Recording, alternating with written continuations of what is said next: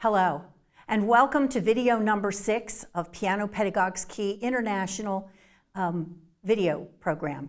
I'm Dr. Carol Ann Berry, and today we're going to discuss effective practice techniques and approaches. This is number 1. There is a follow-up video that does another level of higher practice techniques. Now, before we get going, I'd like to talk about what this video will not cover, and that is the materials that are essential to practicing, which I have done research on, of Sophia Rosoff and Abby Whiteside, which are talking about the outlining. I have done an introductory outline video, which is available on YouTube, but we're not going to include that today because it is a genre all of its own, and I think it deserves to be separated. These are all other kinds of strategies you can use to teach your students and yourself better practice technique. Now, for sake of argument, I have split these techniques into a video 1 and a video 2, doing the more accessible video of effective techniques on the first video, and having the ones that I might do for more advancing students or might do more often myself on the second video. That said, everything is available to everyone, and I have students that go back and forth between these techniques. I myself might work on one of these practice strategies myself on the first video, so it's not listed to just that. Now, one of the things I think is the biggest challenge for us teachers is how our students practice. They may be sitting down, but I would be willing to say that 95 to 98% of the students I get as transfers have no idea how to practice. I get the same answer every time I ask, how do you learn a piece? What would you do to learn this piece? And they kind of take their hand and say, well, I go over it like this, and if there's a problem here, I go over here and I work on that a little bit. They don't tell me how they're working on it, just that they're working on it. And I do this, which is basically they're sight reading it over and over again in the hopes that if they sight read it enough, they will learn it. That is a long way to go, and instead of taking weeks to learn something, they're going to take months to learn something. And our goal is to get them to play musically from the beginning and make nice progress and learn double or triple the music they normally would by using better practice approaches. So today we're going to talk about 8 approaches on this video, and I'd like to start with the first one because it's the basis of all, and that is sectional practice. Now, before a student does anything in my studio, when we receive a new piece, depending on how much of that piece I'm going to give them that week, we section it off. And I use little angles up in the corner of the measure to say, this is going to be how far you're going to go.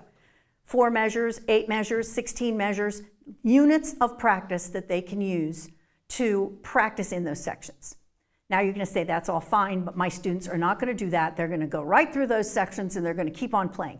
That's true. But what you're doing is training them for the long haul, not the short haul. And what this also does is outlines what you're going to be doing in the lesson with them. Your time in the lesson needs to be spent practicing with them and getting them well on the road to solving problems they're going to bump up against so they don't just go home and work on it. That is one of the reasons that I make sure my lesson lengths with students are more than adequate to cover the amount of time it takes me to actually work with them and practice with them. So when they walk out the door, they have a pretty good idea of how they're going to do it.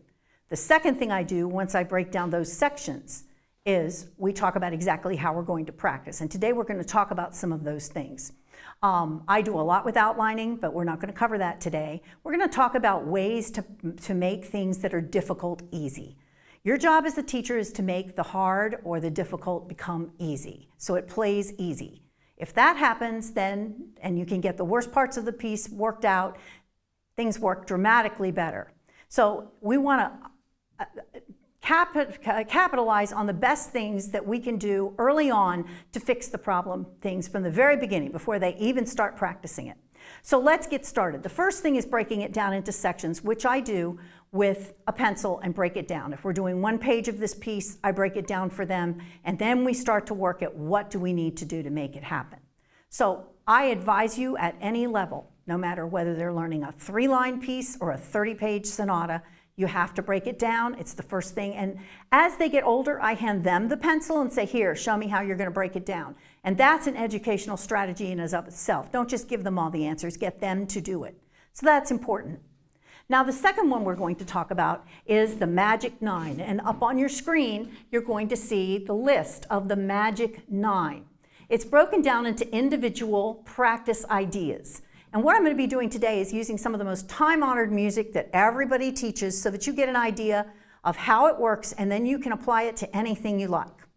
So on the Magic 9, we're going to talk about 9 different ways that a student can practice a piece of getting through passage work. Let's talk about passage work, because that's really what the Magic 9 is for. Those 8th note running passages, those 16th note running passages. It untangles the tangled many times. The thing I like about Magic 9 is it gives the student one thing to do. So you're not going to give them all 9 ideas in 1 week. You may give them 4 and say, I want you to practice this 4 different ways. 4 repetitions, each one is different. And let's face it, the more variety you have in your practicing, the faster and the better it will work. So you don't want to just tell them, practice this 3 times. They're just going to keep plowing through notes. You want them to think of something specific. So let's get started. We're going to start with Opus 36, number 1, the time-honored Clementi Sonatina that almost no one wants to teach because you get this. This is what you get. Maybe slower.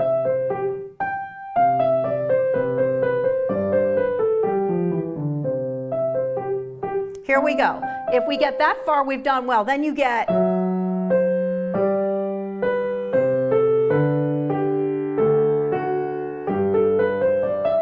right? Now you're going to say there's an inherent pattern there. And if you teach that pattern, you're well off on your way to that. But I would teach it before they even go home. I wouldn't let them sit there and read those notes. But let's talk about the Magic 9. Now the first of the Magic 9 we're going to talk about, it's about touch and it's about volume. It's about dynamics. So the first time they may do it staccato, which means they have to slow down, staccato loud.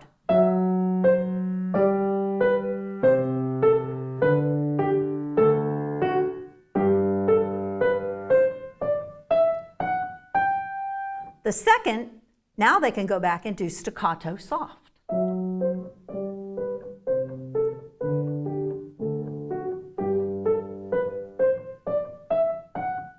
You're going to follow that with legato forte and legato soft.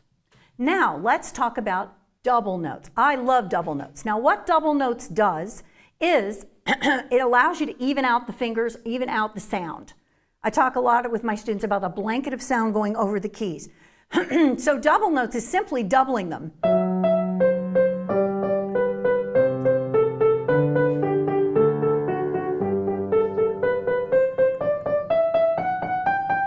Now, for the younger student, that's probably plenty, but you can always use double note practice in something different and do it in triplets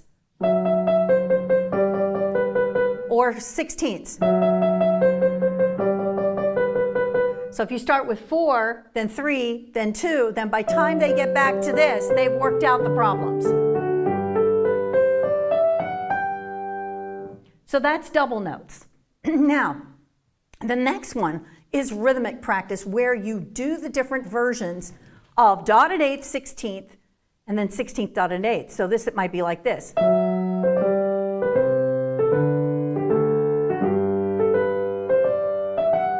Now it's important that they stay light in the key and not get diggy on the long, because then you're going to have trouble. They're not going to be able to go across the key, so don't let them dig.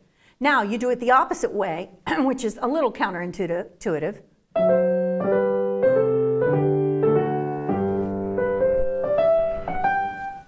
Then triplet-ta, triplet-ta. I have to do this by itself then. Triplet-ta, triplet-ta, triplet-ta, triplet-ta. Opposite.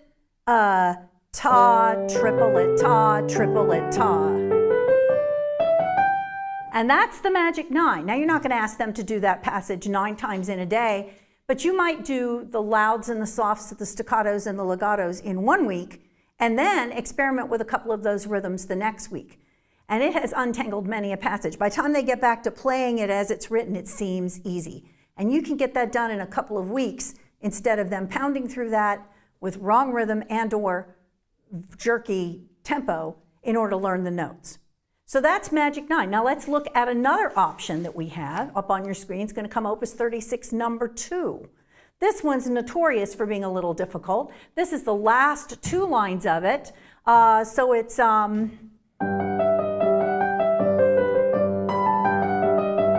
Here we go.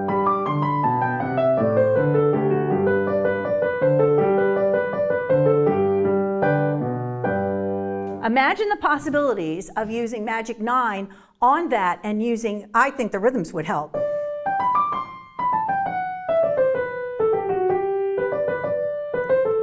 And so forth.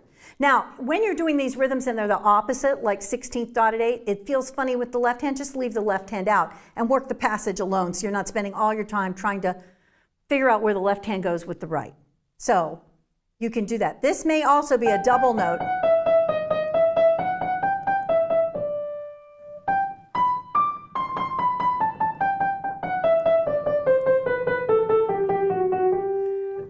Really helpful. And even if you did nothing but double notes one week, it would give them something else to think about than just sitting there hammering out the notes. It's going to start to get them to think of something they want to get done, something they want to do. Dynamically, it helps them because now they're thinking different dynamics.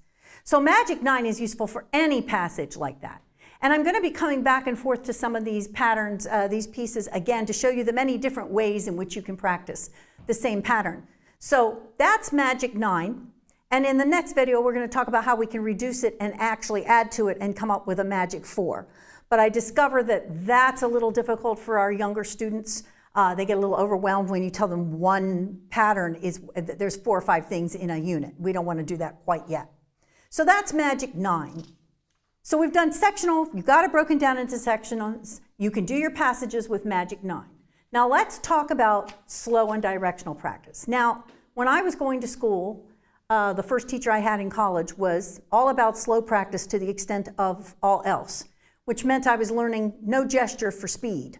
And this took me forever to learn pieces because he wouldn't agree to let me play it faster, so I was learning a gesture that does not match the faster tempos. However, slow practice can clean up many a passage. It can also double check some things and just clean stuff up. I find that a slow directional practice for me, when I'm trying to play something by memory, if I can play it slowly and directionally by memory, I know I'm very far along. So we're going to talk about that today. It has its place, provided that you don't end up in a note-by-note pattern in your head. If you go slowly and pretty soon you're just punching each note out, you've lost all the music. You have to think a very long line, like a rubber band stretching from the bottom of the piano to the top, and your student's going to go across those keys, staying at the escapement level and playing very musically but slowly.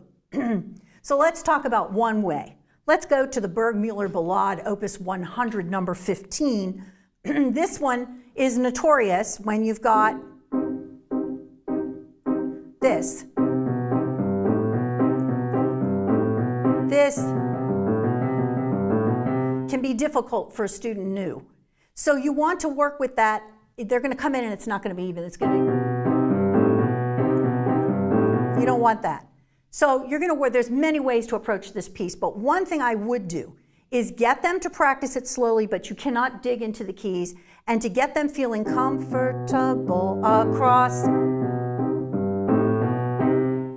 then gradually get it quicker. Now, a lot of times I clean up a piece when they've learned it, but there's little spots that are not quite accurate or a little shady on the sound production side or a little jerky with the rhythm. Slow practicing it with them in the lesson kind of clean that up. But like I say, the minute they start punching every note out like this, it's gone. You can't let that happen. So that's one of the most important things I think is important with slow and practice. I also, this is my own personal thing, I know some people will disagree with it, but when I'm learning and I've got something memorized, if I can sit here and play by heart,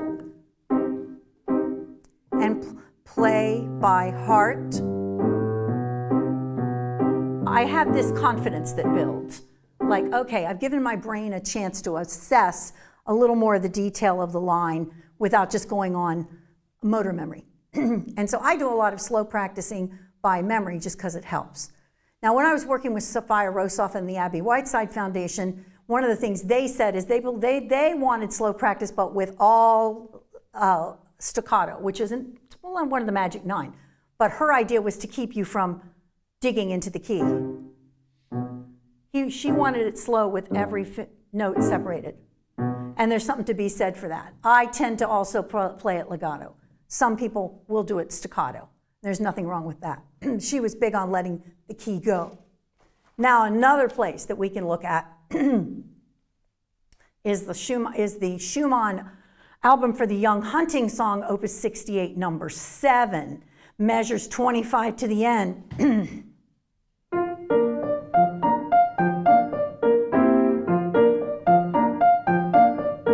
That's the hardest thing in the whole thing because of the arpeggios. Think of double notes. But slowly, there's only one way to learn this initially. And slow it down. And then gradually pick it up. I think that's essential for that piece. Then these also, very, very interesting. These chords at the end also, if they don't have this feeling, sorry, that's an E, a B flat, sorry.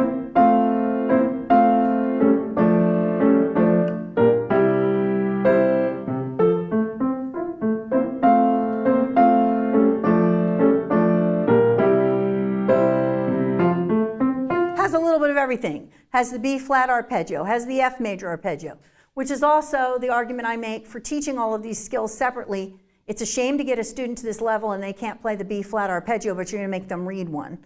That's going to make it very difficult for them. So far we've talked about some of the most basic things. We've talked about the sectional practice. We've talked about the Magic 9, which can be used for any passage work you've got. And we've talked about slow and directional practice, which I used a lot more than I do now. I used to use it a whole lot more. Now I use it a little less, but especially with students, I think it's a big help to get that slow directional practice. In the next segment, we're going to talk about 4-level tempo, and we'll work from that slow tempo and work up. And we'll talk about that in the next segment. So join us for the next segment. We'll be talking about some creative ways to work back up and backwards through the piece, and also different ways to break down the piece into some interesting practice things you may not have thought of, but they can be great aids in teaching our students to practice well. See you again soon.